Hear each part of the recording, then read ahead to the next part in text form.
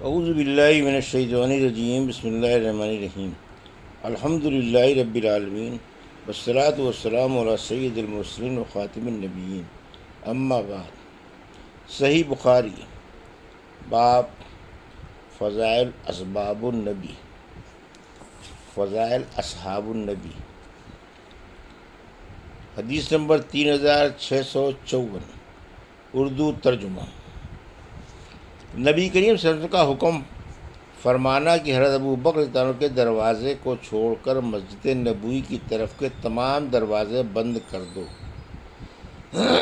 یہ حدیث عبداللہ بن عباس رضی اللہ عنہ نے نبی کریم صلی اللہ علیہ وسلم سے روایت کی۔ مجھ سے عبداللہ بن محمد نے بیان کیا، کہا ہم سے ابو عامر نے بیان کیا، ان سے خلیج بن سلیمان نے بیان کیا، کہا کہ مجھ سے سالم ابو نضر نے بیان کیا، ان سے بصر بن سعید نے، اور ان سے حضرت ابو سعید خدری رضی اللہ عنہ نے بیان کیا کہ رسول اللہ صلی اللہ علیہ وسلم نے خطبہ دیا اور فرمایا کہ اللہ تعالیٰ نے اپنے ایک بندے کو دنیا میں اور جو کچھ اللہ کے پاس و آخرت میں ہے ان دونوں میں سے کسی ایک کا اختیار دیا ہے، تو اس بندے نے اختیار کر لیا جو اللہ کے پاس تھا۔ انہوں نے بیان کیا کہ اس پر ابو بکر رضی اللہ عنہ رونے لگے۔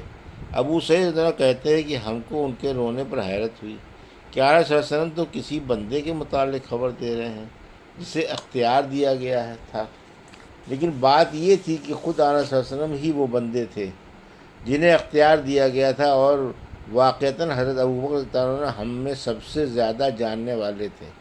آقا صلی اللہ علیہ وسلم نے ایک مرتبہ فرمایا کہ اپنی صحبت اور مال کے ذریعے مجھ پر ابو بکر کا سب سے زیادہ احسان ہے، اور اگر میں اپنے رب کے سوا کسی کو جانی دوست بنا سکتا تو ابو بکر کو بناتا، لیکن اسلام کا بھائی چارہ اور اسلام کی محبت ان سے کافی ہے۔ دیکھو مسجد کی طرف تمام دروازے جو صحابہ کے گھروں کی طرف کھلتے ہیں سب بند کر دیے جائیں، صرف ابو بکر رضی اللہ عنہ کا دروازہ رہنے دو۔ حدیث نمبر 2655، اردو ترجمہ۔ نبی کریم صلی اللہ علیہ وسلم کے بعد حضرت ابوبکر صدیق رضی اللہ عنہ کی دوسرے صحابہ پر فضیلت کا بیان۔ ہم سے عبدالعزیز بن عبداللہ نے بیان کیا، کہا ہم سے سلیمان نے بیان کیا، ان سے یحییٰ بن سعید، ان سے نافع نے، اور ان سے عبداللہ سے عبداللہ بن عمر رضی اللہ عنہ نے بیان کیا کہ نبی کریم صلی اللہ علیہ وسلم کے زمانے میں ہی جب ہمیں صحابہ کے درمیان انتخاب کے لیے کہا جاتا تو سب میں افضل اور بہتر ہم ابو بکر رضی اللہ عنہ کو قرار دیتے، پھر عمر بن خطاب رضی اللہ عنہ کو، پھر عثمان بن عفان رضی اللہ عنہ کو۔ حدیث نمبر 3656، اردو ترجمہ۔ نبی کریم صلی اللہ علیہ وسلم کا یہ فرمانا کہ اگر میں کسی کو جانی دوست بناتا تو ابو بکر رضی اللہ عنہ کو بناتا، یہ ابو سعید خدری رضی اللہ عنہ سے مروی ہے۔ ہم سے مسلم بن ابراہیم نے بیان کیا، انہوں نے کہا ہم سے وہیب نے بیان کیا، ان سے ایوب نے بیان کیا، ان سے اکرمہ نے بیان کیا، اور ان سے عبداللہ بن عباس رضی اللہ عنہ نے بیان کیا کہ نبی کریم صلی اللہ علیہ وسلم نے فرمایا اگر اپنی امت کے کسی فرد کو اپنا جانی دوست بنا سکتا تو ابو بکر کو بناتا، لیکن وہ میرے دینی بھائی اور میرے دوست ہیں۔ حدیث نمبر 3657، اردو ترجمہ۔ ہم سے معلا بن اسد اور موسیٰ نے بیان کیا، کہا کہ ہم سے وہیب نے بیان کیا، ان سے ایوب نے یہی روایت کی، نبی کریم صلی اللہ علیہ وسلم نے فرمایا اگر میں کسی کو جانی دوست بنا سکتا تو ابو بکر کو بناتا، لیکن اسلام کا بھائی چارہ کیا کم ہے۔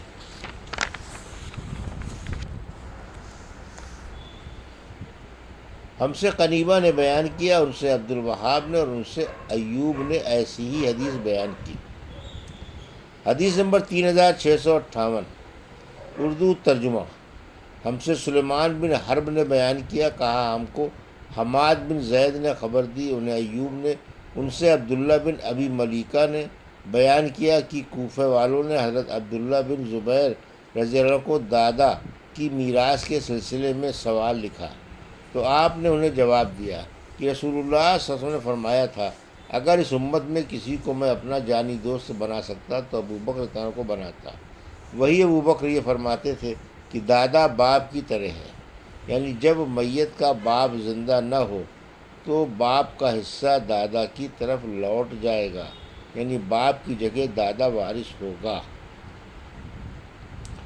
حدیث نمبر 3659، اردو ترجمہ ہم سے حمیدی اور محمد بن عبید اللہ نے بیان کیا، کہا کہ ہم نے ابراہیم بن سعد نے بیان کیا، ان سے ان کے والد نے، ان سے محمد بن جبیر نے، معتم نے، اور ان سے ان کے والد نے بیان کیا کہ ایک عورت نبی کریم صلی اللہ علیہ وسلم کی خدمت میں آئی تو آپ نے ان سے فرمایا کہ پھر آنا۔ اس نے کہا کہ اگر میں آؤں اور آپ کو نہ پاؤں تو گویا وہ وفات کی طرف اشارہ کر رہی تھی۔ آپ نے فرمایا اگر تم مجھے نہ پا سکو تو ابو بکر کے پاس چلی جانا۔ حدیث نمبر 3660، اردو ترجمہ ہم سے احمد بن نبی طیب نے بیان کیا، ہم سے اسماعیل بن ابی مجالد نے بیان کیا، ان سے بیان بن بشر نے کہا، ان سے وبرہ بن عبد الرحمن نے، ان سے حمام نے بیان کیا کہ میں نے حضرت عمار رضی اللہ عنہ سے سنا، وہ بیان کرتے تھے کہ میں نے رسول اللہ صلی اللہ علیہ وسلم کو اس وقت دیکھا ہے جب آپ کے ساتھ اسلام لانے والوں میں صرف 5 غلام، 2 عورتوں اور ابو بکر صدیق رضی اللہ عنہ کے سوا اور کوئی نہ تھا۔ حدیث نمبر 3661، اردو ترجمہ مجھ سے حشام بن عمار نے بیان کیا، کہا ہم سے صدقہ بن خالد نے بیان کیا، ان سے زید بن واقد نے بیان کیا، ان سے بصر بن عبید اللہ نے، ان سے عائض اللہ ابو ادریس نے، اور ان سے حضرت ابو درداء رضی اللہ عنہ نے بیان کیا کہ میں نبی کریم صلی اللہ علیہ وسلم کی خدمت میں حاضر تھا کہ حضرت ابو بکر رضی اللہ عنہ نے اپنے کپڑے کا کنارہ پکڑے ہوئے گھٹنا کھولے ہوئے آئے۔ آن صلی اللہ علیہ وسلم نے یہ حالت دیکھ کر فرمایا معلوم ہوتا ہے تمہارے دوست کسی سے لڑ کر آئے ہیں۔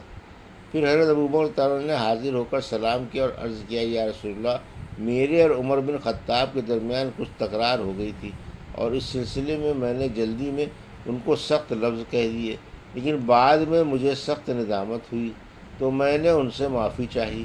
اب وہ مجھے معاف کرنے کے لیے تیار نہیں ہیں، اس لیے میں آپ کی خدمت میں حاضر ہوا ہوں۔ آپ نے فرمایا اے ابو بکر تمہیں اللہ معاف کرے۔ 3 مرتبہ آپ نے یہ جملہ ارشاد فرمایا۔ حضرت عمر تعالیٰ کو بھی ندامت ہوئی اور حضرت ابو بکر تعالیٰ کے گھر پہنچے اور پوچھا کہ ابو بکر گھر پر موجود ہیں؟ معلوم ہوا کہ نہیں، تو آپ بھی نبی کریم صلی اللہ علیہ وسلم کی خدمت میں حاضر ہوئے اور سلام کیا۔ آپ صلی اللہ علیہ وسلم کا چہرہ مبارک غصے سے بدل گیا اور ابو بکر تعالیٰ ڈر گئے اور گھٹنوں کے بل بیٹھ کر عرض کرنے لگے یا رسول اللہ، اللہ کی قسم زیادتی میری ہی طرف سے تھی۔ 2 مرتبہ یہ جملہ کہا۔ اس کے بعد آپ صلی اللہ علیہ وسلم نے فرمایا اللہ نے مجھے تمہاری طرف نبی بنا کر بھیجا تھا اور تم لوگوں نے مجھ سے کہا تھا کہ تم جھوٹ بولتے ہو، لیکن ابو بکر تعالیٰ نے کہا تھا کہ آپ سچے ہیں اور اپنی جان و مال کے ذریعے انہوں نے میری مدد کی تھی، تو کیا تم لوگ میرے دوست کو ستانا چھوڑتے ہو یا نہیں؟ آپ نے 2 دفعہ یہی فرمایا۔ آپ نے یہ فرمانے کے بعد پھر ابو بکر تعالیٰ کو کسی نے نہیں ستایا۔ حدیث نمبر 3662، اردو ترجمہ ہم سے مولا بن اسد نے بیان کیا، کہا ہم سے عبد العزیز بن مختار نے بیان کیا، کہا ہم سے خالد خدا نے، کہا ہم سے ابو عثمان سے بیان کیا، کہا کہ مجھ سے حضرت عمرو بن عاص رضی اللہ عنہ نے بیان کیا کہ نبی کریم صلی اللہ علیہ وسلم نے انہیں غزوہ ذات السلاسل کے لیے بھیجا۔